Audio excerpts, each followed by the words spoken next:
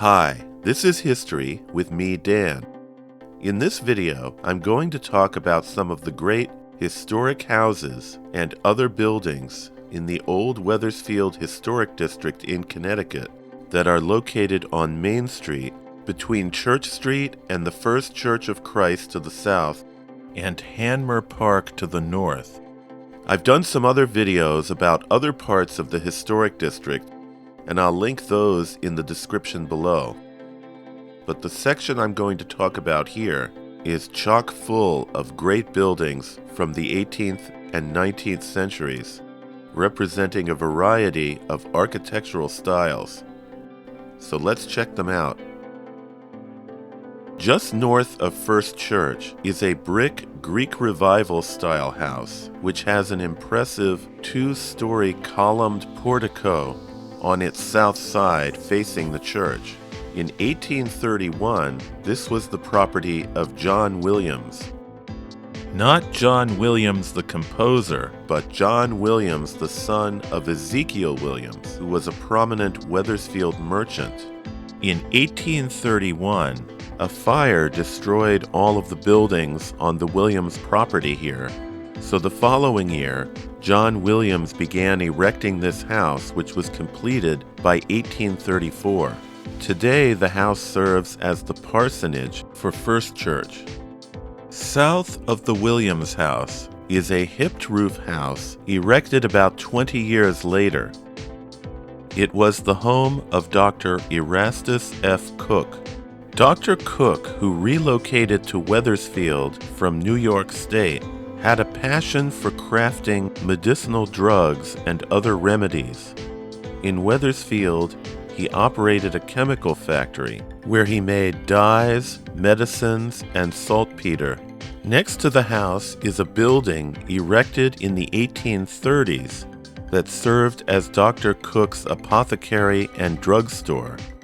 Today, the building is home to a hair salon called the Burrow. Right across the street is the start of Hartford Avenue, and on the southwest corner of Main and Hartford Avenue is a building erected in the mid-1870s as a Baptist church that in the 1920s became an American Legion Hall. The second floor of the building has a hall that maintains the deck of the Minerva, used as a training ground for the town's Sea Scouts. In 2014, the Bourne Keeney Post 23 of the American Legion sold the building to the Griffith Academy, a school that teaches Irish dance. South of the church is the Main Street Creamery and Cafe, and south of that are several historic buildings located along the block just north of Church Street. At the corner of Main and Church is a former Masonic Hall building erected in 1922. It was originally the home of Hospitality Lodge No. 128, which was named for the fact that the nearby Joseph Webb House had once been known as Hospitality Hall in the years before the Revolutionary War, due to the lavish parties hosted in the house by Joseph Webb Jr. and his wife Abigail. Next door is the 1767 Simeon Belden House. This is a classic surviving example of a high-style Connecticut River Valley mansion of the mid-18th century. It has a large gambrel roof and the original classic broken scroll or swan's neck doorway pediment.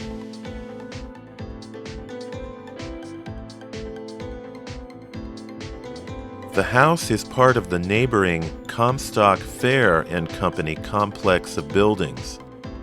Comstock Ferre was a seed company with origins going back to 1820, and it flourished during a period of time when Wethersfield was a center for seed manufacturers. Today, Comstock Ferre is home to the Heirloom Market. Returning to the east side of Main Street, just south of the former Dr. Erastus Cooke property, is another gambrel-roofed house built the same year as the Belden House. This was the home of Reverend James Lockwood, who was the minister of First Church from 1738 until 1772. Incidentally, he was also Belden's father-in-law. The members of Reverend Lockwood's congregation donated the money, materials, and labor to build his house. This was in gratitude for the fact that the Reverend had turned down an offer of the presidencies of both Yale and Princeton in order to stay in town. Today, the house serves as the rectory for the neighboring Trinity Episcopal Church, which is located just north. This church was built in the early 1870s at the same time as the Mark Twain House in Hartford, and it was designed by the same architect, Edward Tuckerman Potter, who also designed the Church of the Good Shepherd in Hartford.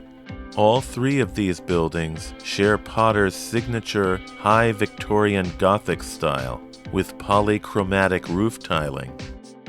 I mentioned that Wethersfield was well known for its many seed companies, and one of those firms that's still in town today is the Charles C. Hart Seed Company, whose headquarters is located just north of Trinity Episcopal Church.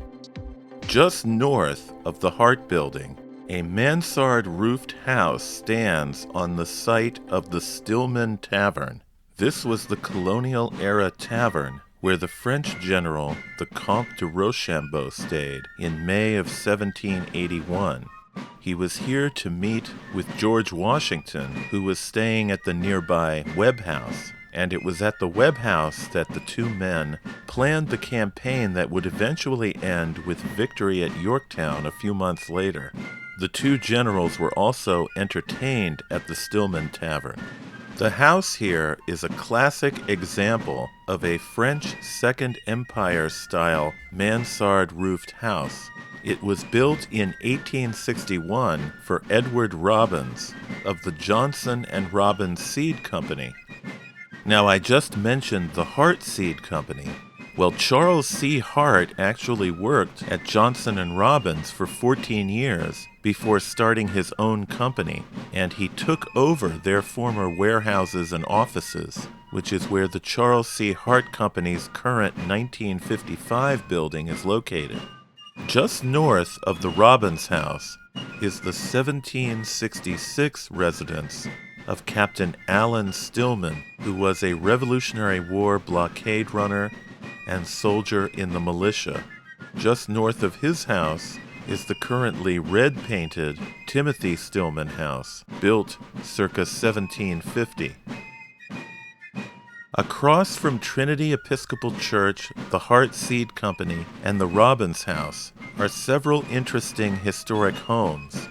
One is the Henry Stillman House, a classic Carpenter Gothic Revival-style home built in 1872. Next to that is the Lemuel May House, built in 1795. Next to that, a brick building that was erected in 1862 as the High Street School that was converted into a residence in 1928. And the Captain Francis Bulkeley House, which was built in the mid-18th century and unusual for the period, has an off-center doorway and off-center single chimney. Moving further north, I already mentioned the red Timothy Stillman House, which is on the east side of the street. Across from it, on the west side of Main, is a gable front house built in 1820 for Captain John Bulkeley, who had commanded a schooner during the American Revolution. The house, which shows the influence of the Federal style, was later owned by Dr. Abner Warner, a surgeon who served in the 16th Connecticut Volunteer Regiment during the Civil War. Moving a bit further north, on the east side of Main is the circa 1750 Ebenezer Talcott House. He was also a Revolutionary War-era mariner and militia soldier. Right next to his house is the 1822 federal-style home erected as a gift for the wedding that year of Major David Hills and Amelia Talcott. Jumping back to the west side of Main Street, there's a brick house erected in 1803 for Captain Daniel Francis. This house was later updated in the 1870s to the French Second Empire style through the addition of a bracketed cornice and a mansard roof with dormer windows. The next house north at the corner of Main and State Streets was built in 1818 for shipowner and merchant Captain Jesse Goodrich. The two gable ends of the house have oval windows with a chimney right behind them. The house has a rear addition that was constructed in the 1870s. Moving a bit further north and back to the east side of Main Street is a multi-family home, which is certainly not a house museum itself, but paneling from two of this house's rooms are now at the Brooklyn Museum, along with some original furnishings. The house is known as the Porter-Belden House. It was erected by Dr. Ezekiel Porter in the mid-18th century. His daughter Abigail married the merchant Thomas Belden, and the house continued for many years in the Belden family. Mary Belden's husband, Frederick Butler, wrote the first complete history of the United States of America in 1821, and their son, Thomas Belden Butler, served as Chief Justice of the Connecticut Supreme Court. We'll end our tour just a little further north, where there's a small green which had formerly been Goose Pond that was filled in the 1920s. The green is named Hanmer Park after the Revolutionary War mariner Captain John Hanmer. Facing the north side of the park is the impressive Samuel Woodhouse Jr. House on River Road. Built in 1783, it's another great Wethersfield example of both a brick house and a gambrel roof house.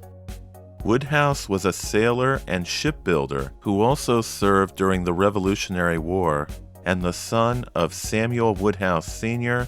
and Thankful Blinn, the granddaughter of the famous cabinet maker Peter Blinn.